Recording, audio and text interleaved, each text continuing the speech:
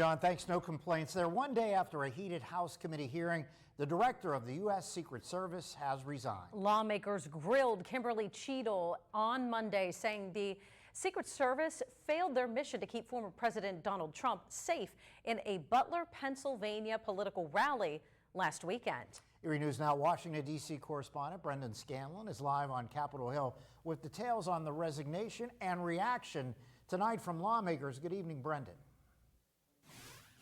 Hey there, Mike and Eva. Good evening. Well, we were actually at a press conference with House Republicans this morning when the news of Cheatle's resignation broke. Now, in real time, as he was walking away from the podium, House Speaker Mike Johnson reacting to the resignation, saying, quote, "I'm happy to see that she has heeded the calls of both Republicans and Democrats," end quote. But Johnson also iterated that he thinks the resignation should have come much sooner.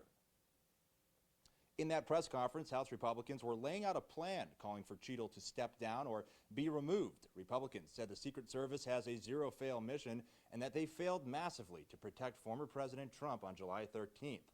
Republicans also said Cheatle failed to answer basic questions during Monday's hearing, like how is the shooter able to get in close proximity with a firearm and with a clear shot at the former president. During today's press conference with Republicans, New York's Nick Langworthy was there to announce his resolution calling on President Biden to fire Cheatle. Like many Republicans, he was not satisfied with Cheatle's testimony yesterday. His resolution is obviously needed no more, but we did recently catch up with Langworthy, who actually visited the site in Butler over the weekend to see it firsthand. He was shocked by the site and the lack of transparency since the 13th.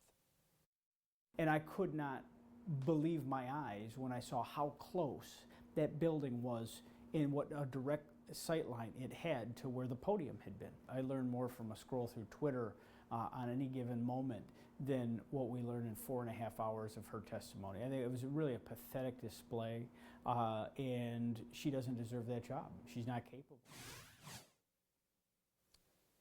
And again, Mike and Eva, there were bipartisan calls for Cheatle's resignation after that testimony and leading up to today. And this really comes at a critical time for the Secret Service, obviously having to protect a number of candidates running for president, of course, the Democratic National Convention, and they're also responsible for protecting visitation of foreign leaders. For example, Prime Minister Benjamin Netanyahu of Israel, who is here in Washington and is going to be delivering a joint address to Congress tomorrow. Reporting live on Capitol Hill for Erie News Now, I'm Brendan Scanlon. Mike and Eva, back to you.